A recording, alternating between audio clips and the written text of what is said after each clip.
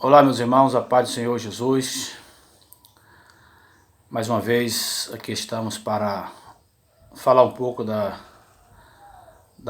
palavra de Deus, gravando aqui a nossa escola bíblica dominical, dia 28 de junho de 2020, lição de número 13, a última lição do segundo trimestre do ano 2020, que traz como tema a batalha espiritual e as armas do crente, baseado em Efésios capítulo 6, versículo 10 ao 20. Nós não vamos ler, não vamos fazer essa leitura bíblica em classe, mas os irmãos acompanhem aí, tá certo? Para o vídeo não ficar muito grande, tentar fazer no máximo 30 minutos. Mas não poderia deixar de falar sobre esta lição, que é a última do nosso segundo trimestre, que traz um tema tão importante e atual. É sempre atual, na verdade, é a batalha espiritual. São todos os dias da nossa vida. Nós temos que enfrentar essas batalhas. O textual da lição nos traz: revestir-vos de toda a armadura de Deus, para que possais estar firme contra as astutas ciladas do diabo. Então, Efésios 6 e 11, o textuário, ele nos traz uma exortação de Paulo para nos revestir de toda a armadura de Deus, para que possais estar firmes contra as astutas ciladas do diabo. A verdade prática nos diz, o uso da armadura de Deus assegura a vitória do crente no campo da batalha espiritual. Ou seja, se o crente não estiver revestido das armaduras de Deus, ele não conseguirá vencer as batalhas espirituais. Então, e é importante dizer que as batalhas espirituais ela acontecem dentro de nós, na nossa mente. São batalhas entre o espírito e a carne, e os espíritos que atuam, os espíritos decaídos que trabalham de certa forma tentando impedir que nós prossigamos a nossa caminhada com Cristo. Então temos que nos revestir para combater as investidas, as ciladas do inimigo, a batalha espiritual, que é a batalha travada. Os objetivos geral da nossa lição é mostrar o uso da armadura de Deus, mostrar que o uso da armadura de Deus assegura a vitória no campo da batalha espiritual. Então, só consegue vencer no campo espiritual que usar as armaduras que Deus estabeleceu para as nossas vidas, as quais nós vamos ver mais um pouco adiante quais são essas armaduras, algumas delas. Os objetivos específicos é demonstrar qual deve ser o preparo espiritual do crente para a batalha, qual deve ser o nosso preparo espiritual para a batalha. E também apresentar o campo da batalha espiritual. E terceiro, saber quais são as armaduras espirituais indispensáveis ao crente. Então aí está os objetivos específicos da nossa lição. Na introdução da nossa lição, o comentarista ele nos traz uma breve introdução ao dizer: ao finalizar a epístola aos Efésios, o apóstolo Paulo convoca a igreja para lutar e resistir aos inevitáveis conflitos contra as forças espirituais da maldade. Então, o apóstolo Paulo ele convoca a igreja para lutar e resistir aos inevitáveis conflitos contra as forças espirituais da maldade. Nessa batalha, a fim de suportar os ataques e se manter firme na marcha contra o mal, os apóstolos de Cristo precisam revestir-se de toda a armadura de Deus. Então, é importante observar aqui que para resistir nessa batalha, para suportar os ataques e se manter firme, o soldado de Cristo precisa revestir-se de toda a armadura de Deus. Se ele não se revestir, ele não conseguirá vencer. Por isso que nós precisamos saber quais são essas armaduras e precisamos lutar com elas para vencer os nossos inimigos. A lição tem 3 pontos principais divididos em subpontos, e o primeiro ponto traz sobre o preparo espiritual do crente para a batalha espiritual. O segundo subponto, conhecendo o campo da batalha espiritual, e o terceiro ponto, as armaduras espirituais indispensáveis do crente. Então vamos lá. O primeiro tópico, ou primeiro ponto, nos diz o preparo espiritual do crente para a batalha. Primeiro, fortalecidos no Senhor, fortalecidos no poder do Senhor. Então nós vemos aqui que o primeiro ponto que nós podemos ver é que é preciso estar fortalecido. A expressão na forma passiva, que quer dizer fortalecei-vos no Senhor, indica que não temos poder em nós mesmos. Ou seja, não vamos vencer com as nossas próprias forças. É preciso buscar de Deus, que é o Todo-Poderoso, que nos capacita a vencer todas as investidas do nosso adversário. Então, esse excelso poder nos é conferido pela comunhão que temos com Deus, em Cristo, por meio do Espírito Santo. Então nós podemos ver de forma muito clara que esse excelso poder nos é conferido pela comunhão com Deus. Ou seja, se não tiver comunhão com Deus, não tem como ter armas espirituais. Tem que ter comunhão com Deus. Através de Cristo, por meio do Espírito Santo, conforme o próprio Jesus ensinando aos discípulos, lá em João capítulo 15, versículo 7, ele diz que se vós estiverdes em mim, as minhas palavras estiverdes em vós, pedireis o que quiserdes e vos será feito. É importante a gente ver isso, conforme diz o texto sagrado. Também o apóstolo João escreveu na primeira epístola de João, capítulo de número 1, e o versículo de número 3, também você pode conferir na sua Bíblia Sagrada o que está nos dizendo o apóstolo João, capítulo 1, versículo 3, o apóstolo João nos diz o seguinte, ao que ele diz aqui, o que vimos e ouvimos, isso vos anunciamos. Olha o que João está dizendo. O que vimos e ouvimos, isso também vos anunciamos, para que também tenhais comunhão conosco, e a nossa comunhão é com o Pai e com o seu Filho Jesus Cristo. Ou então, podemos ver aqui que para vencer, o crente precisa, o preparo espiritual do crente, isso vai através da oração, um preparo. É preciso se revestir da comunhão, ter comunhão com Deus. Por isso, precisamos estar fortalecidos por meio da renovação da mente, conforme o texto no capítulo 4, versículo 23, da vida em santidade e ser cheio do Espírito. Observe que precisamos estar fortalecidos por meio da renovação da nossa mente, conforme Paulo diz, ter a nossa mente renovada através de Cristo, ter uma vida de santidade, uma vida separada, uma vida consagrada ao Senhor, ser santo porque o Senhor é santo, aí conseguiremos vencer a batalha espiritual e ser cheio do Espírito Santo.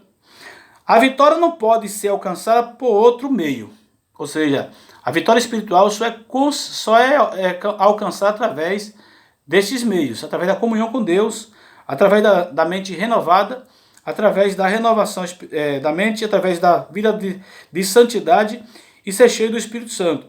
Então, conhecer as Escrituras sem a devida obediência é frequentar os cultos sem a genuína convicção ou convenção, não são o suficiente. Ou seja, o comentarista está trazendo para nós que conhecer as Escrituras sem a devida obediência é frequentar os cultos sem a genuína conversão. Não é o suficiente. Ou seja, eu vou para o culto. Onde eu vou para o culto? Fazer o quê? Não sabe, não tem convicção, não tem certeza de salvação. Então não é o suficiente.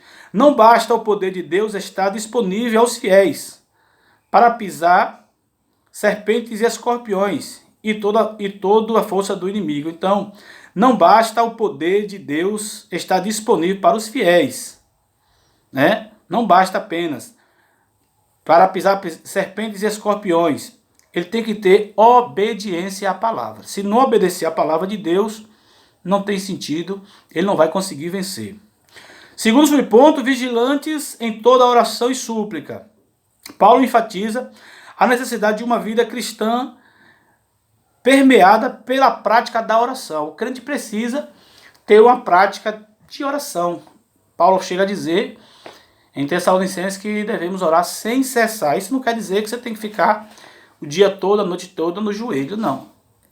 Orar sem cessar é você estar constante em comunhão com Deus, orando, em plena comunhão com Deus, contando para Deus suas causas. Então não é possível entrar no combate sem a cobertura de tão preciosa arma espiritual. Não é possível entrar no combate sem a cobertura de tão preciosa arma espiritual. Aí nós vemos um caso que se deu. A Bíblia diz que um homem trouxe seu filho, estava lunático, para os discípulos, e eles não tiveram poder para expulsar aquele demônio. E quando Jesus chegou, o homem perguntou, trouxe os seus discípulos e eles não puderam fazer nada. E Jesus disse, ó geração incrédula, até quando estarei convosco. Depois os discípulos perguntaram por que eles não puderam expulsar. E Jesus disse que a casta que só sai através de jejum e oração. Então tem que haver um preparo. Não é simplesmente chegar lá e achar que as coisas vão acontecer. Tem que se preparar, tem que estar em obediência à palavra de Deus. Então a expressão orando em todo o tempo, com toda oração e súplica no Espírito, conforme o texto de Efésios 6,18, significa clamar pelo favor divino em qualquer circunstâncias e oportunidades. Você não importa a circunstância, tem a oportunidade, clama ao Senhor, busca o Senhor, que Ele está te ouvindo. Então esse clamor deve estar acompanhado de vigilância, pois esta preserva o crente das astutas ciladas do inimigo. Então, esse clamor deve estar acompanhado de vigilância. A gente sabe que Isaías, conforme o texto de Isaías 59, 1 e 2, a Bíblia diz que as mãos do Senhor não está encolhida para que não possa salvar, nem os seus ouvidos agravados para que não possa ouvir. Mas o versículo 2 vai dizer, Isaías 59, mas o vosso pecado faz separação entre vós e o vosso Deus. Então se o pecado entra, Jesus ele não está, porque não pode, Jesus não compactua com o pecado. As vossas iniquidades encobrem o seu rosto para que não lhes ouçam. Então é importante a gente estar atento a isso. Então, pois esta preserva o crente das astuciedades do inimigo. Então a oração e súplica, o clamor, tem que estar vigilando para que o pecado não venha interferir como barreira. Então, vigiemos em oração e súplica o tempo todo e assim nós teremos vitória. Este é o primeiro ponto. Vamos rapidamente para o segundo, porque não temos, para não ficar muito puxado, muito longo o vídeo. Segundo ponto, conhecendo o campo da batalha espiritual. É importante conhecer aonde a gente vai pisar. É importante conhecer aonde a gente pisa, Estudar, pesquisar, ver como é que a gente vai lidar a situação. Jesus disse que quem trabalha de dia, porque a noite chega e ninguém pode trabalhar. Então vamos trabalhar, porque de dia está relacionado ao quê? Ao conhecimento, a luz, você enxerga. A noite está relacionado à escuridão, não tem como você enxergar bem. Se não houver luz, você está nas trevas. Então é importante a gente ficar atento a isso. Primeiro, as astutas ciladas do diabo. A expressão cilada do diabo, no capítulo 6, versículo 11, indica as armadilhas articuladas perversamente pelo reino das trevas. Ou seja, é importante estar na luz. Por quê? Porque a luz tudo mostra. Mas se a pessoa andar nas trevas, as trevas guardam armadilhas ciladas. E se a pessoa não estiver vigiando, ele acaba sendo atraído pelas trevas e sucumbido. Então é importante ficar atento sobre isso. Então, o líder desse reino é identificado como Diabolos, que significa caluniador e acusador. Observe que o líder do reino das trevas é Satanás, ou Diabolos, que significa o caluniador e o acusador, conforme Mateus 4:1, Jesus, depois de bater, foi levado para ser tentado pelo diabo, e lá a gente sabe a história, que ele veio tentando enganar Jesus. João 8:44, ele é o pai da mentira. Então, tendo tomado de fúria e por meio do espírito do erro, ele prepara laços com o propósito de destruir a igreja de Cristo. Então o objetivo de Satanás é destruir a igreja de Jesus. Mas se a igreja obedecer a palavra de Deus, jamais o diabo conseguirá lhe destruir. Por quê? Porque Jesus diz em Mateus 16:18, é que as portas do inferno não prevalecerão contra a sua igreja. Não está dizendo que é o templo, que é as paredes de bloco e cimento. Não, a igreja é eu, é você, que o diabo não terá poder se assim permanecermos firmes, obedecendo a palavra de Deus. Então ele pode vir com a fúria que tiver, mas nós estaremos guardados em Cristo, guardados em Deus através de Cristo. Então, algumas das suas astúcias são, observe, grave bem isso. Primeiro, confundir a mentira com a verdade. Lembra lá do Éden? Ele veio confundindo a mentira com a verdade. Foi assim que Deus disse, né? Versículo 4 e versículo 5 do livro de Gênesis, do capítulo de número 3, lá onde Adão ele peca, capítulo 3, o texto, olha o que foi que ele disse, capítulo 3 e o versículo 4, o versículo de número 4 e o versículo de número, versículo 4 e 5, olha o que ele diz aqui, ó. Então a serpente disse à mulher, certamente não morrerás, porque Deus sabe que no dia que deles comerdes, se abrirão os vossos olhos, e serei como Deus, sabendo o bem e o mal. Observe a tentação, o que foi que ele fez? Ele confunde a mentira com a verdade, enganou Eva. Então a primeira coisa é confundir. Segundo, deturpar as escrituras. O que foi que ele fez aqui em Mateus 4, versículo 6? Se tu é filho de Deus, joga-te daqui abaixo do pináculo do templo, né? Porque está escrito, aos teus anjos dará ordem ao teu respeito para que te guarde. Olha como distorce. O texto não diz que você se jogar e que ele vai te guardar, mas o diabo tentou induzir, né? Deturpar as escrituras. Terceiro, dissimular e induzir a dissimulação, né? Conforme disse o apóstolo São Paulo, a gente podemos ver isso lá no texto de 2 Coríntios, capítulo 11, versículo 13 e o 14. A gente vai ver aqui rapidinho para não perder o foco. 2 Coríntios, né? Segundo livro de Coríntios, capítulo de número 11, versículo 13 e o 14. Olha o que diz o texto, é importante, eu vou ler aqui porque é importante que os irmãos acompanhem. Depois você pode também ler. Versículo 13 e versículo 14, o que é que o texto vai dizer? Porque tais falsos apóstolos, ó, interessante, porque tais falsos apóstolos são obreiros fraudulentos, transfigurando-se em apóstolo de Cristo, o objetivo dele é enganar. E não é maravilha, porque o próprio Satanás se transfigura em anjo de luz. Então qual é o objetivo dele? É dissimular, induzir a dissimulação, ou seja, se passar por algo que não é.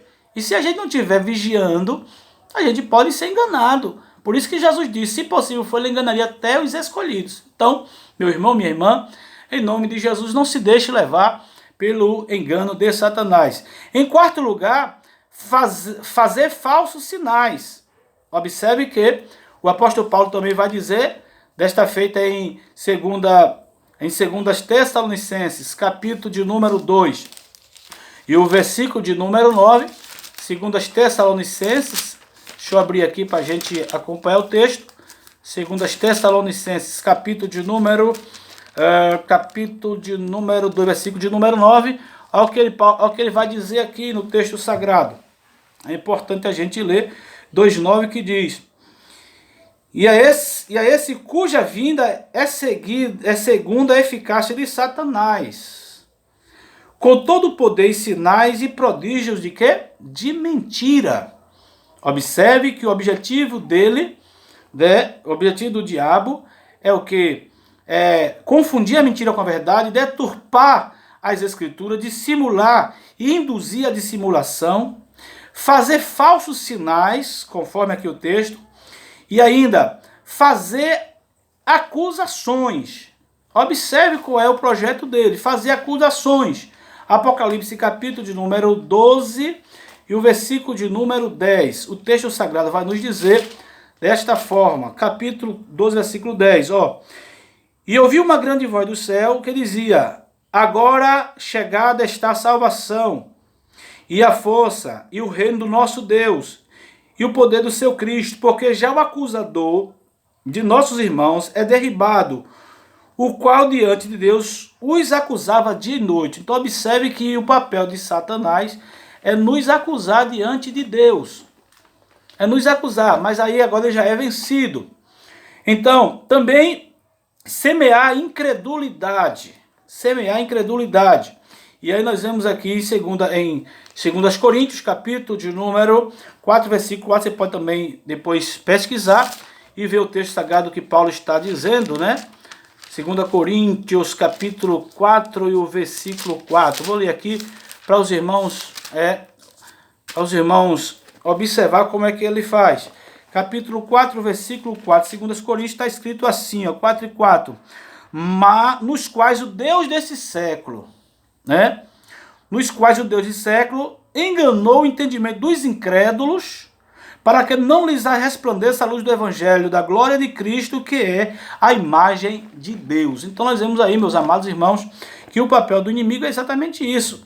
É semear a incredulidade, a pessoa não acreditar na verdade. Então a pessoa incrédula não vai crer na palavra de Deus.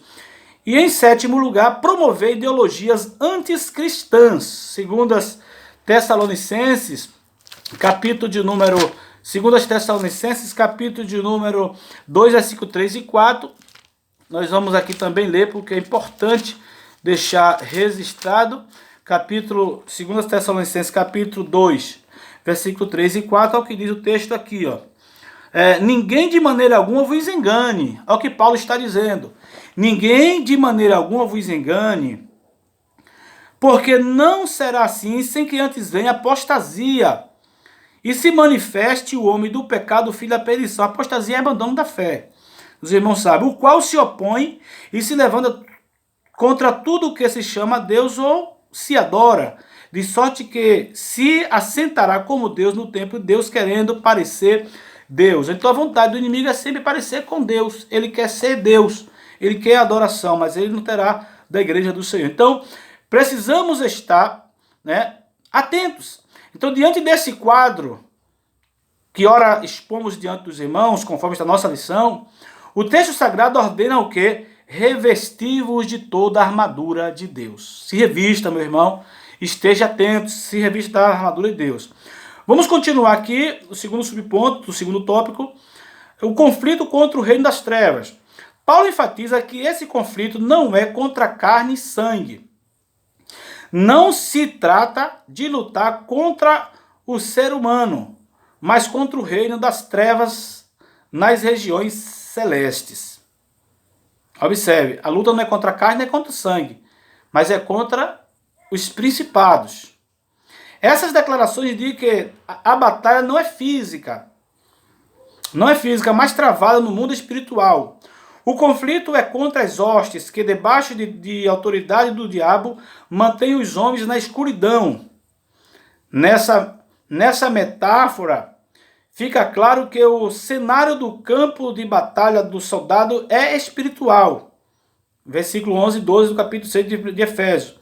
Ao mesmo que se revela a natureza pessoal do conflito, pois essa luta se dá tanto na área individual quanto na área coletiva da igreja. Então ela pode ser tanto na área individual como também na área coletiva da igreja, ou seja, no coletivo, no todo.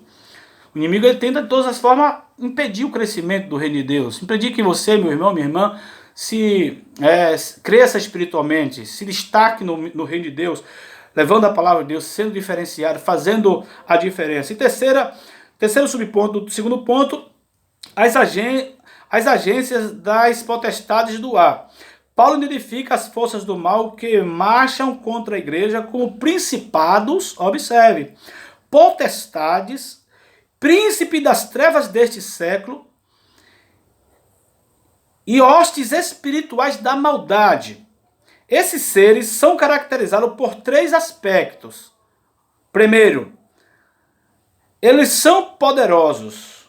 Os títulos principais e potestades indicam poder, primazia e autoridade para agir. Príncipe das trevas são líderes de anjos decaídos que, sob o comando do diabo, exercem domínio. Então, para vencer no mundo espiritual, você tem que estar armado com as armas espirituais. E somente Deus tem essas armas disponíveis para os seus soldados. Segundo, eles são malignos. Esses agentes formam as hostes espirituais da maldade.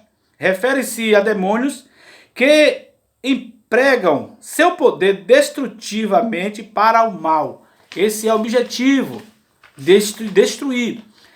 Terceiro, eles são astutos, são cheios de sutilezas e maquinam a queda da igreja. Apesar desse imenso império do mal, a igreja é exortada a não temer. Por que não temer? Porque maior é Deus. Maior é o nosso Deus que está conosco. Não temos que temer. Temos que ter fé. Temos que nos revestir. É isso que o texto diz. Revestir-vos de toda a armadura de Deus. Precisamos nos revestir das armaduras de Deus. Então, somos incentivados, observe, somos incentivados a lutar e, sobretudo, a vencer. Pois o Senhor da igreja está elevado ao nível, acima de todo principado e poder e potestade e domínio. Então, ele está acima de todo principado, poder. Filipenses 2, 2, a partir do versículo 5 até o 11, você vai ver que Cristo se humilhou, depois ele foi exaltado. E foi dado a ele um nome sobre todos os nomes, para que o nome dele se dobre todos os joelhos dos que estão nos céus, na terra e debaixo da terra. Então, não devemos temer, temos que nos encher das armaduras de Deus. Precisamos estar fortalecidos, conhecendo o campo da batalha espiritual. São demônios, são espíritos malignos que tentam de todas as formas a nos atingir a igreja do Senhor Jesus. Mas se nós soubermos lutar com as armas que o Senhor nos disponibilizou, nós venceremos. Por quê? Porque Jesus disse aos seus discípulos: eu escrevo estas coisas para que em mim tenhais paz. No mundo tereis aflições, mas tende bom ânimo, porque eu venci o mundo. João capítulo 16, versículo 33. Então Jesus venceu, dizendo para nós: eu venci, siga-me. Foi isso que ele disse. Siga-me. Se nós seguirmos a Cristo conforme a Bíblia nos ensina, não tem principado, não tem potestade, não tem domínio, não tem poder que venha nos vencer. Por quê? Porque Jesus, ele está conosco. Amém? Glória a Deus. Aleluia. Vamos agora para o terceiro ponto, para concluir. Já estamos a 27 minutos, vamos lá. As armaduras espirituais indispensáveis do crente. Primeiro, a armadura completa de Deus. Não pode ficar nada, tem que ser completo. Não pode deixar uma coisa aí e levar outra. Tem que levar tudo. Se revista de toda. A Bíblia fala o quê? Revestir de toda a armadura de Deus. Então, a imagem que o apóstolo Paulo usa é a de uma linguagem retirada do contexto militar romano. Paulo está tendo a figura de um soldado romano quando ele está escrevendo essa carta aos Efésios. A expressão toda armadura traduz o termo grego panópolia, que significa armadura completa. Significa a armadura completa de um soldado fortemente armado. Então Paulo tem a ideia de um soldado romano com todas as suas armaduras, de um soldado de guerra, e ele não deve ser diferente com a vida do cristão. Na carta, a orientação não é para usar armas próprias, mas tomar o equipamento dado por Deus. Ou seja, não adianta eu querer lutar com as minhas armas, com aquelas que eu tenho própria. Não, eu preciso entender que para lutar neste campo, eu tenho que me revestir das armaduras de Deus, porque somente Deus tem o poder de vencer esses seres, esses principais, essas potestades, através do poder de Deus sobre as nossas vidas, que foi nos otorgado, nós conseguiremos vencer os inimigos. Então, na carta, tomar todo o equipamento de Deus para resistir. Voltando, na carta a orientação não é para usar armas próprias, mas tomar o equipamento dado por Deus para resistir bravamente e marchar contra as potestades do ar. Somente assim conseguiremos vencer. Mas vamos seguir aqui. Segundo, as armas indispensáveis de defesa. Vejamos aqui uma lista de armas espirituais disponíveis aos soldados do Senhor. Primeiro, cingido os vossos lombos com a verdade. Cingido aqui está relacionado à arma, o cinto que se refere à armadura da verdade, né? Retrata a peça usada para dar mobilidade ao soldado no combate. Nesse sentido, faz referência à verdade da doutrina de Cristo e à integridade do soldado. Tem que estar revestido com a doutrina de Cristo para vencer, tem que estar alinhado com Cristo e ser íntegro, né? O soldado tem que ser íntegro, não pode ser infiel, não pode ser de má índole, tem que ter a integridade do soldado. Segundo, vestir a armadura da justiça. Trata-se de uma malha impenetrável de proteção aos órgãos vitais. Refere-se à justiça de Cristo e à retidão do soldado no campo de batalha. Tem que ser reto, não tem que estar desviado, tem que estar reto, tem que ser íntegro e reto. Terceiro, calçando os pés na preparação do evangelho da paz. Nós vemos aqui que é confeccionada em couro e meia bota.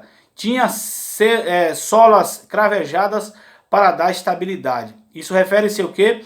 Ao evangelho, né? O evangelho proporciona a prontidão do soldado em testemunhar de Cristo. Então o soldado precisa saber testemunhar de Cristo, tem que conhecer para falar da grandeza do Senhor.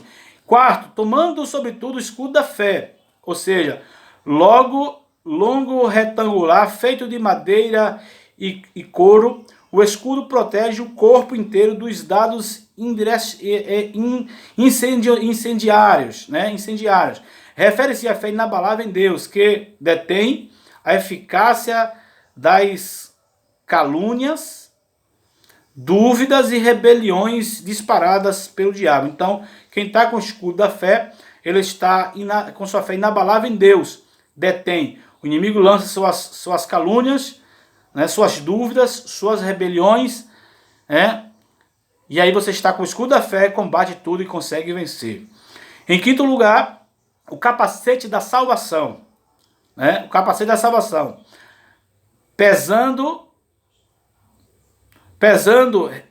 pesado, resistente e fabricado com bronze e ferro. O capacete serve de proteção para a cabeça. Refere-se à certeza da salvação que já recebemos em Cristo e a convicção da plena salvação no último dia. Ou seja, estou falando de convicção, de certeza. O capacete da salvação é garantia. Então, nós vemos aqui que as armas são o que? O cinto, né, que é a verdade, a couraça da justiça, que é a retidão, os sapatos, que é a preparação, que é a paz que vem das boas novas, o escudo, que é a fé, o capacete da salvação e a espada do Espírito, que é a palavra de Deus. Então, vemos aqui que a imprescindível arma ofensiva. Terceiro ponto para concluir. Finalmente, a espada do Espírito. Versículo 17. A única arma disponível tanto para a defesa quanto para o ataque. Ou seja, a palavra de Deus, ela serve tanto para lhe defender como para também atacar o inimigo. E nós vemos isso, Jesus vencendo o diabo com a palavra, fazendo defesa e ataque, lá no capítulo 4 de Mateus, nós vemos isso. O termo grego para ela é macharia, identificada como a espada curta. Isso significa que o combate é pessoal. Então, não é espada longa, tem espada curta, combate pessoal. O enfrentamento é diário e acontece corpo a corpo. A espada do Espírito é identificada como sendo a palavra de Deus. Como sendo a palavra de Deus, inspirada e penetrante, conforme Hebreus 4:12. Ela deve ser usada tanto para resistir a cilada do diabo, quanto para derribar as fortalezas de Satanás. Então, é um resumo. Eu fui rápido aí para não ficar muito longo, já está em 34 minutos, mas vamos mais 2 minutos aqui para concluir, na conclusão e fazendo uma oração pelos nossos amados irmãos. Conclusão, a vitória da igreja de Cristo contra as forças do mal é garantida pela sobreexcelente grandeza do poder de Deus. Os jardins de Satanás não podem ser subestimados, porém o reino das trevas não deve amedrontar o cristão. A Escritura convoca o salvo a combater e vencer as potestades do ar revestido com a armadura de Deus. E Paulo vai dizer que as armas da nossa milícia não são carnais, mas são poderosas em Deus para destruição de fortalezas do diabo. Então, meus amados irmãos, Aí está a nossa lição deste domingo 28 de julho, ou de junho, melhor dizendo, de 2020, que tem como tema a batalha espiritual e as armas do crente. Que Deus possa nos abençoar a saber lidar, a lutar com, a nos revestir das armaduras para vencer os nossos inimigos, porque a nossa luta é diária, é constante. Precisamos estar orando para Deus nos dar vitória, tá bom?